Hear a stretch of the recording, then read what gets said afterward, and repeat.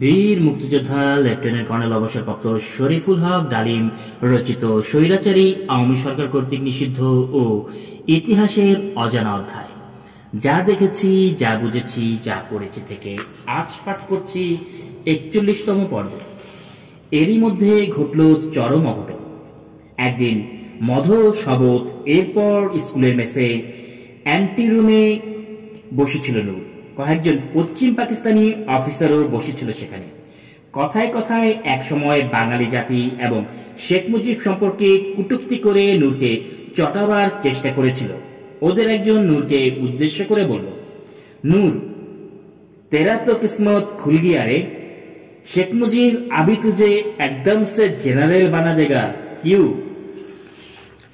Bastard Mujib is a traitor, don't you think so? সারে বাঙালি কম হিন্দি হ্যায়।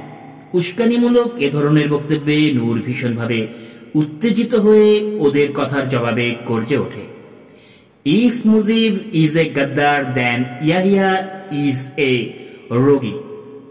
He is killing thousands of Bangladesh. He has let loose the forces to rape and dishonor our mothers and sisters.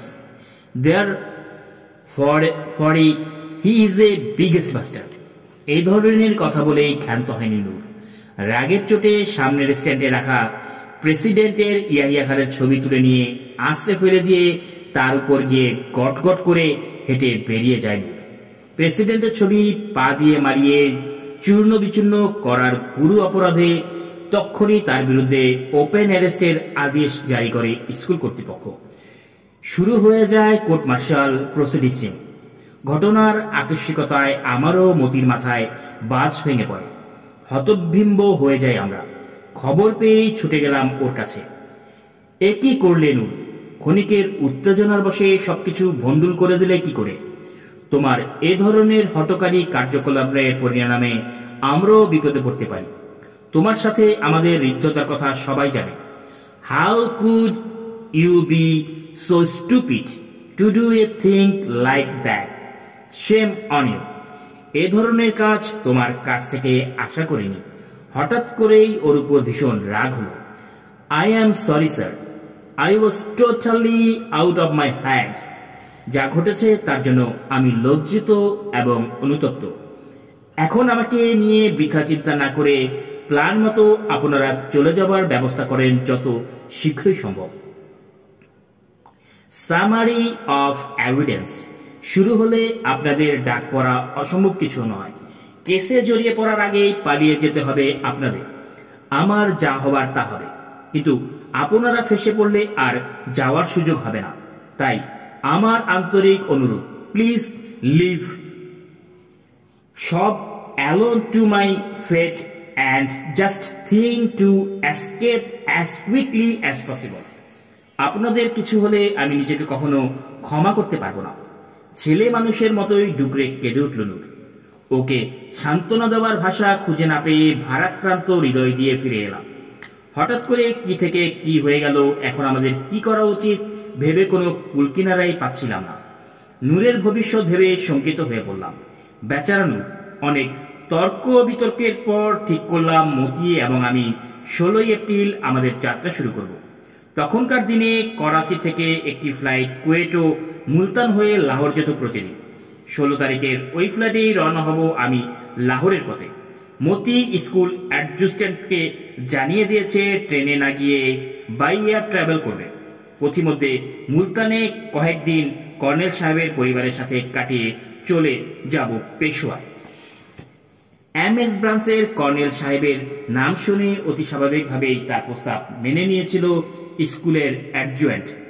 একই ফ্ল্যাটে আমাদের seat book করলাম। Open অ্যারেস্টের থেকে থাকার ফলে আমরা নূরের সাথে স্বাভাবিক যোগাযোগ রক্ষা করে চলতে পারছিলাম। ক্লোজড অ্যারেস্ট হলে ওর সাথে কোনো যোগাযোগ রাখা সম্ভব হতো না। নূর বন্দী হওয়ার পর থেকেই মানসিক অশান্তিতে ভুগছিলাম। ওকে বিপদের মধ্যে ফেলে রেখে চলে যেতে মন কিছুতেই সায় দিচ্ছিল না।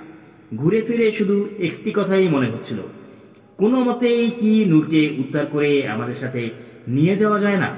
অনেক চিন্তা ভাবনার পর একটা উপায় আমার মাথায় এলো। 15 তারিখ সকালে গিয়ে উপস্থিত হলাম মতির মেসে। গিয়ে দেখি মতির ঘর একদম খালি। বুঝলাম মতি তার মালপত্র ব্যাটম্যানের সাথে পাঠিয়ে দিয়েছে ইতিমধ্যে।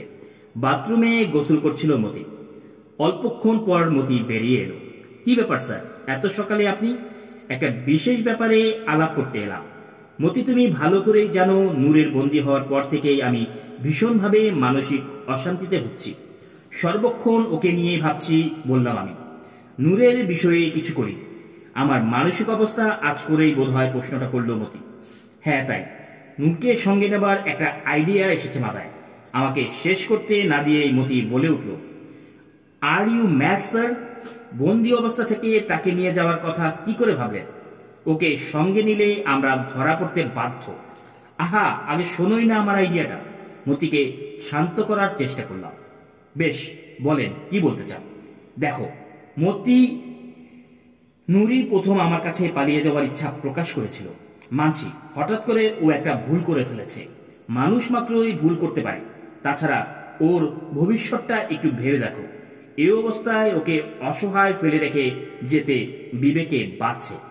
ওকে ফেলে রেখে যাওয়াটা আমি কিছুতেই মেনে নিতে পারছি না মতি। But then how? মতির প্রশ্ন।